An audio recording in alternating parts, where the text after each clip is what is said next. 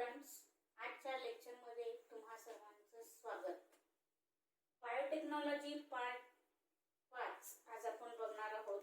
त्याच्यामध्ये methodology for rDNA technology आपण बघणार आहोत. ह्या आरडीएनए टेक्नॉलॉजीला जीन क्लोनिंग असं पण म्हणतात. So today we have to see the steps involved in gene cloning. There are different steps involved in gene cloning. From that, first is बघा पहिली isolation of DNA or gene from donor organism. दूसरी step insertion of desired foreign gene into a cloning vector or vehicle DNA. तीसरी step आहे transfer of rDNA, recombinant DNA, into suitable competent host. चौथी step आहे selection of transformed host cell. पाचवी step आहे multiplication of transformed host sale.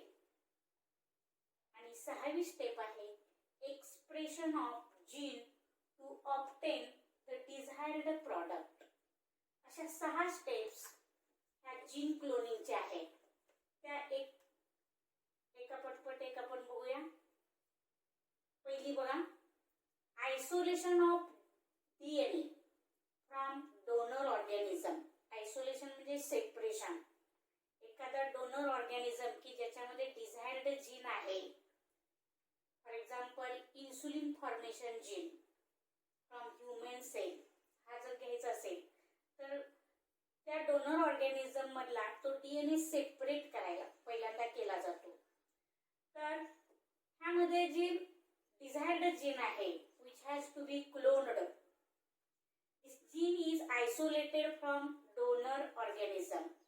This cell from donor organism is first isolated. It is cut. The cell from donor organism is cut by using blender and it is treated with detergent. जे ती sale काढली जाते, isolate केली जाते, separate केली जाते, cut केली जाते आणि ती डिटर्जंट मध्ये ट्रीट केली जाते.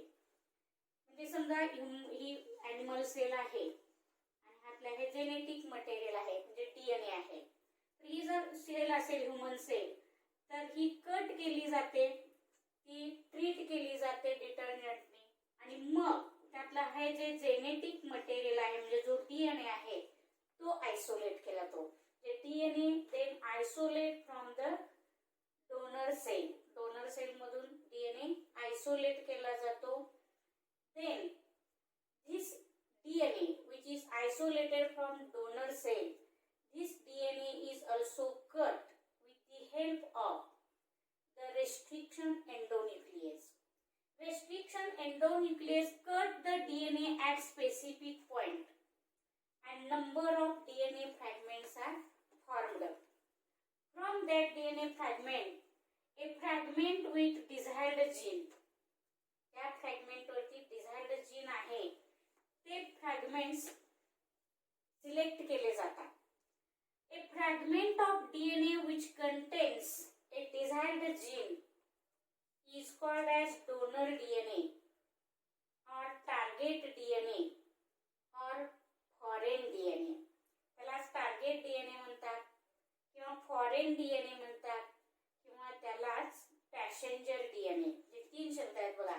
A DNA fragment which consists desired gene is called as passenger DNA, target DNA or foreign DNA. अशी 3 नावे त्याला आहेत.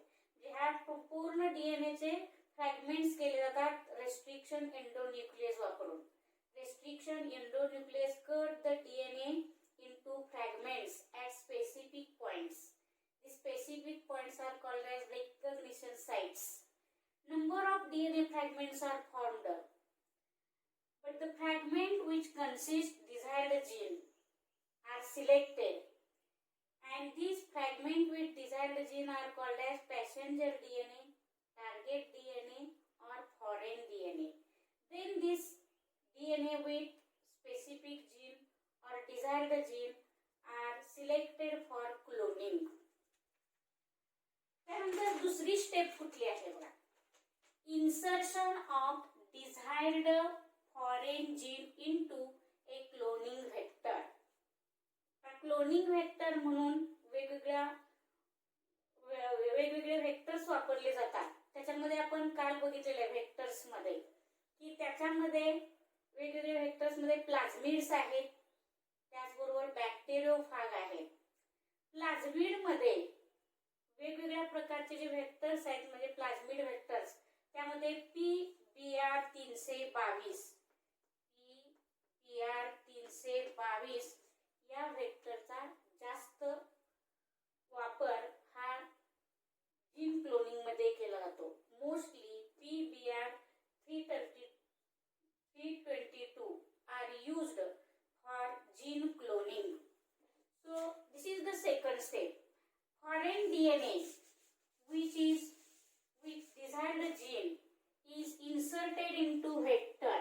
समजा ही बॅक्टेरियल सेल आहे, त्याचा हा क्रोमोझोमल डीएनए आणि हा प्लाझमिड असतो.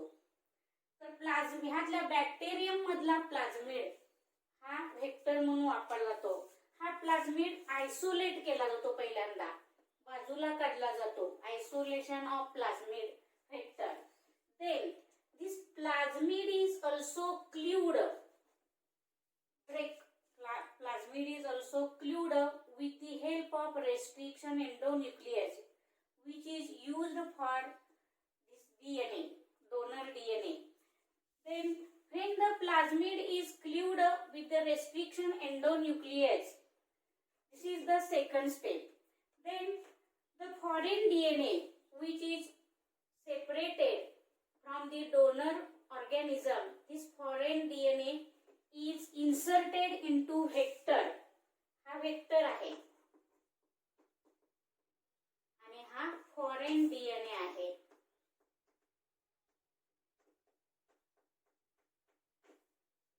Selected foreign DNA inserted into vector DNA by using DNA ligase. DNA ligase enzyme वापरून वेक्टर आणि फॉरेन डीएनए एकत्र केले जातात. This combination of vector DNA and foreign DNA is called as rDNA. rDNA म्हणजे recombinant DNA. म्हणजे पुन्हा एकदा combination of vector DNA and foreign DNA is called as recombinant DNA, or it is also called as chimeric DNA. बघा, combination of vector DNA and foreign DNA is called as rDNA or chimeric DNA, and this technology is called as recombinant DNA technology. लक्षात येते का बघा? त्यानंतर ही झाली दुसरी step. तिसरी step बघा, transfer of rDNA into suitable competent host. Transfer of rDNA, recombinant DNA. आता जो रिकॉम्बिनंट डीएनए तयार झालेला आहे तो डीएनए सुटेबल, कॉम्पिटेंट म्हणजे सक्षम होस्ट मध्ये इन्सर्ट केला जातो किंवा ट्रान्सफर केला जातो. तर ही जी कॉम्पिटेंट होस्ट सेल असते ती शक्यतो बॅक्टेरियमची असते. बॅक्टेरियम वापरला जातात आणि मोस्टली इश्चेरिशा कोलाई और E coli used as host cell for transfer of rDNA. जास्त करून ई कोलायचा वापर कॉम्पिटेंट होस्ट मध्ये केला जातो. आता ह्यामध्ये जर आपण बघितलं, होस्ट सेल जी आहे, आता समजा आपण बॅक्टेरियम किंवा इश्चेरिशा कोलायची सेल बघितली, समजा हे बॅक्टेरियम आहे, इश्चेरिशा कोलाई, त्याचा हा क्रोमोझोमल डीएनए असतोच. आणि त्यामध्ये ह्या बॅक्टेरियम सेल मध्ये पुन्हा काय केलं जातं, rDNA, रिकॉम्बिनंट डीएनए इन्सर्ट केला जातो. म्हणजे ह्या बॅक्टेरियम मध्ये पुन्हा आपण जर बघितलं, हा त्याचा क्रोमोझोमल डीएनए आणि रिकॉम्बिनंट डीएनए जो आहे तयार झालेला, हा रिकॉम्बिनंट डीएनए त्याच्यामध्ये इंट्रोड्यूस केला जातो. आणि हा जो डीएनए इन्सर्ट केला जातो किंवा इंट्रोड्यूस केला जातो तो ट्रान्सफॉर्मेशनने केला जातो. म्हणजे bacterial cell transformed the naked rDNA in the cell and it is incorporated with its chromosomal DNA. त्याचा जो क्रोमोझोमल डीएनए आहे त्याच्याबरोबर तो इनकॉर्पोरेट होतो and it express its trait. त्या रिकॉम्बिनंट डीएनए मध्ये कोणतं कॅरेक्टर आहे, ट्रेट म्हणजे कॅरेक्टर, ते कॅरेक्टर तिथे एक्सप्रेस होतं. उदाहरणार्थ मी सांगितले इन्सुलिन फॉर्मेशन. समजा तो जीन इन्सुलिन फॉर्मेशनचा असेल तर त्या सेलमध्ये तो इन्सुलिन फॉर्मेशनचं कॅरेक्टर तो एक्सप्रेस करतो. म्हणजे अशा प्रकारे हे ट्रान्सफॉर्म्ड सेल जे आहे त्या ट्रान्सफॉर्म्ड सेल मध्ये काय केलं जातं, हा होस्ट सेल. तर आता host cell which has taken up the DNA is called as transformed cell. म्हणजे ज्या होस्ट सेल मध्ये हा आरडीएनए घेतलेला आहे ह्या सेलला काय म्हणतात, ट्रान्सफॉर्म्ड सेल असं म्हटलं जातं. तर यामध्ये जो डीएनए आहे ह्या डीएनए मध्ये आपण जर बघितलं फॉरेन डीएनए हा डायरेक्ट, आता हा आपण कशानं व्हेक्टरनी गेलेला आहे, म्हणजे प्लाझमिड वापरून आपण त्यामध्ये तो फॉरेन डीएनए इन्सर्ट केलेला आहे. पण एखाद्या होस्ट सेल मध्ये हा फॉरेन डीएनए किंवा पॅसेंजर डीएनए डायरेक्ट पण ह्यामध्ये आपण इन्सर्ट करू शकतो. त्याच्यासाठी वेगवेगळ्या टेक्निक्स आहेत. मग त्या टेक्निक्स मध्ये इलेक्ट्रोपोरेशन आहे, त्याचबरोबर शॉटगन नावाची एक प्रोसेस आहे, अल्ट्रासोनिफिकेशन आहे, लिपोफेक्शन आहे आणि त्याचबरोबर मायक्रो इंजेक्शन. म्हणजे अशा वेगवेगळ्या वापरून नेकेड जो डीएनए आहे तो डीएनए सुद्धा आपण किंवा प्रोटोप्लास्ट आपण त्या सेल मध्ये इन्सर्ट करतो. म्हणजे विदाउट युजिंग द व्हेक्टर्स, म्हणजे प्लाझमिड न वापरता सुद्धा आपण त्यामध्ये फॉरेन डीएनए हा बॅक्टेरियल सेल मध्ये इंट्रोड्यूस करू शकतो किंवा इन्सर्ट करू शकतो. त्याच्या वेगवेगळ्या टेक्निक्स आहेत. त्यामध्ये शॉटगन मेथड आहे, मायक्रो इंजेक्शन आहे, लिपोफेक्शन आहे, त्याचबरोबर इलेक्ट्रोपोरेशन ही सुद्धा मेथड वापरून डायरेक्ट आपण याच्यामध्ये हा फॉरेन डीएनए इन्सर्ट करू शकतो.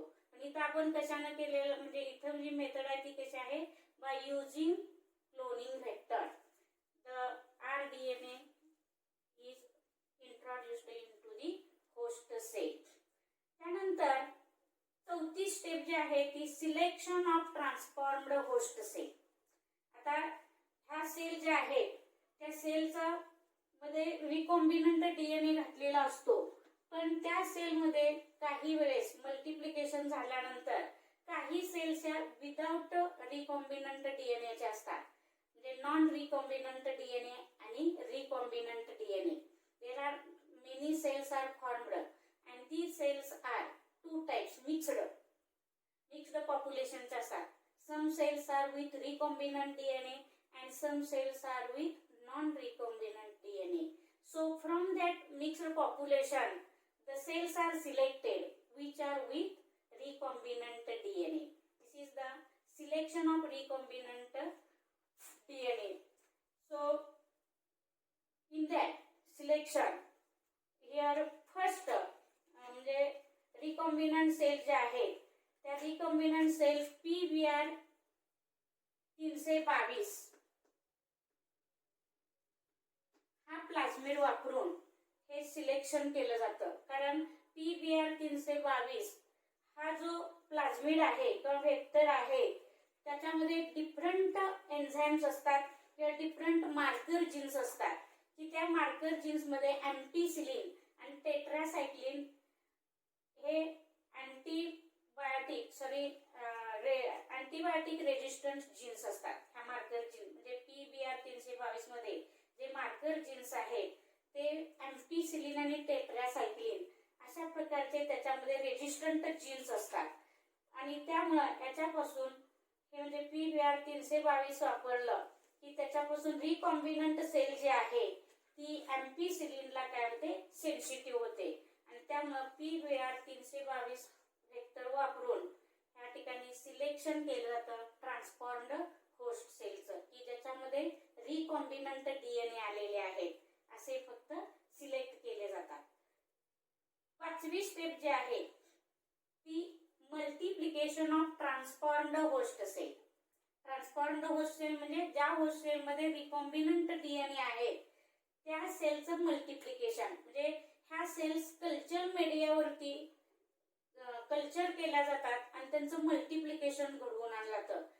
Number of transformed cells are formed with recombinant DNA, and this recombinant DNA consists specific gene for production of specific product. Last is step आहे expression of gene to obtain the desired product. हे जे multiplication झाल्यानंतर ज्या host cells आहेत की ज्याच्यामध्ये recombinant DNA आहे त्याच्यापासून तो जीन कुठलं कॅरेक्टर एक्सप्रेस करतोय ते सिलेक्ट केले जातात आणि त्याच्या प्रकारचं प्रॉडक्ट तयार केलं जातं. मग कुठले प्रॉडक्ट्स आहेत? अल्कोहोल आहे, अँटीबायोटिक्स आहेत, त्यामुळे ऑर्गॅनिक ऍसिड्स आहेत, वेगवेगळ्या प्रकारचे हॉर्मोन्स आहेत, असे त्याच्यापासून काय केले जातात? सिलेक्ट केले जातात आणि प्रॉडक्ट्स तयार केले जातात. उदाहरणार्थ सांगितलं ह्युमन इन्सुलिन, त्या जीनवरती डिझायर्ड फ्रॅगमेंट वरती ह्युमन इन्सुलिन तयार करण्याचा जीन असेल तर तो बाजूला काढला जातात, सगळे एकत्र केले जातात आणि त्याच्यापासून ह्युमन इन्सुलिन तयार केलं जातं.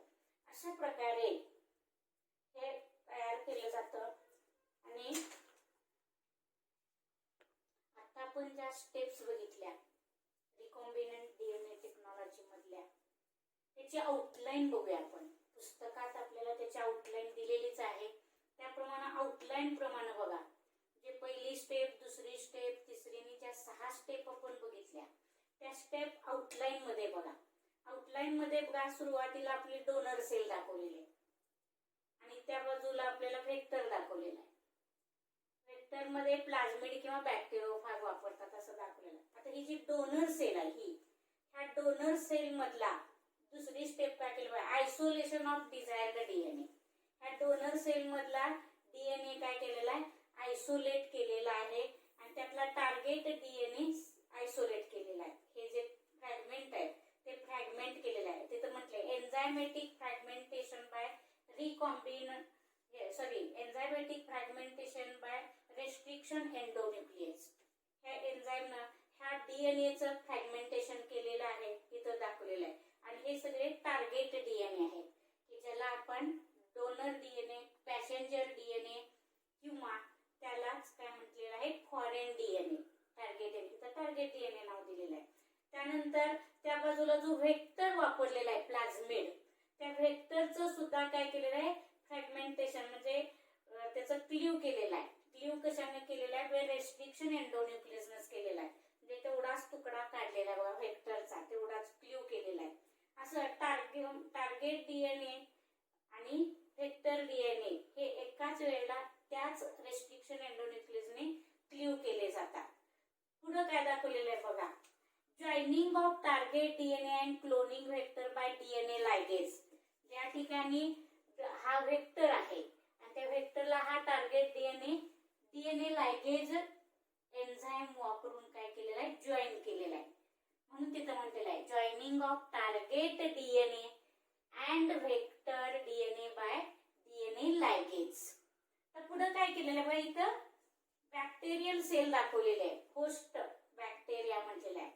आणि ही जी होस्ट बॅक्टेरिया आहे त्या होस्ट बॅक्टेरियामध्ये काय केलेलं आहे? हा टार्गेट डीएनए इंट्रोड्यूस केलेला आहे.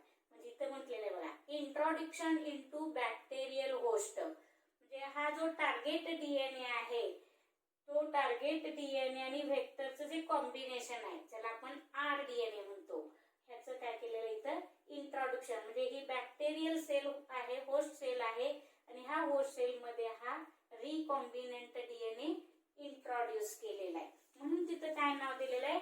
Transformed host cell containing rDNA. म्हणजे त्यामध्ये डीएनए तो ट्रान्सफॉर्म केलेला आहे ट्रान्सफॉर्मेशन आणि म्हणून त्याला transformed host cell containing rDNA, recombinant DNA हे. त्यानंतर पुढे काय म्हटलेलं आहे बघा, identification and selection and amplification. म्हणजे सेलचं अनेक अनेक सेल्स तयार होतात, त्या सेलचं आयडेंटिफिकेशन की ज्यामध्ये रिकॉम्बिनंट डीएनए आहे अशा सेलचं आयडेंटिफिकेशन केलं जातं, त्याचं सिलेक्शन केलं जातं क्लोनिंगसाठी, मल्टिप्लिकेशनसाठी, म्हणजे ऍम्प्लिफिकेशन. मल्टिप्लिकेशन ऍम्प्लिफिकेशन म्हणजे काय केलं जातं, अनेक सेल्स निर्माण केले जातात, त्याला ऍम्प्लिफिकेशन म्हटलेलं आहे. त्यानंतर पुढे काय म्हटलेलं आहे, सेल मल्टिप्लिकेशन. कल्चर मीडियावरती ह्या रिकॉम्बिनंट डीएनए असलेल्या होस्ट सेल घेतल्या जातात आणि त्याचं मल्टिप्लिकेशन, अनेक number of cells are formed. कारण ह्या सेल्स डिव्हाइड मायटॉटिकली, एकाच्या दोन, दोनाच्या चार अशा अनेक सेल्स निर्माण होतात असं म्हटलेलं आहे. सेल मल्टिप्लिकेशन केलं जातं. आणि ह्या ज्या स्टेप मध्ये protein production from cloned gene. आता ह्या रिकॉम्बिनंट डीएनए मध्ये तो जो टार्गेट डीएनए आहे त्याच्यामध्ये कुठलं कॅरेक्टर आहे, कुठलं प्रॉडक्ट तयार करण्याचं कॅरेक्टर आहे, त्याच्यानुसार काय केलं जातं, प्रोटीन प्रोडक्शन त्याच्यातलं तयार केलं जातं. आणि शेवटीच्या स्टेप मध्ये काय म्हणजे protein encoded by insert DNA. हा जो इन्सर्ट डीएनए केलेला आहे या व्हेक्टर मध्ये, त्याच्यामध्ये जे प्रोटीन्स आहे ते प्रोटीन्स पुन्हा काय केले जातात, बाजूला काढले जातात, हार्वेस्ट केले जातात, असं या प्रोसेस मध्ये आहे. तर हे आउटलाईन ऑफ आरडीएनए टेक्नॉलॉजी.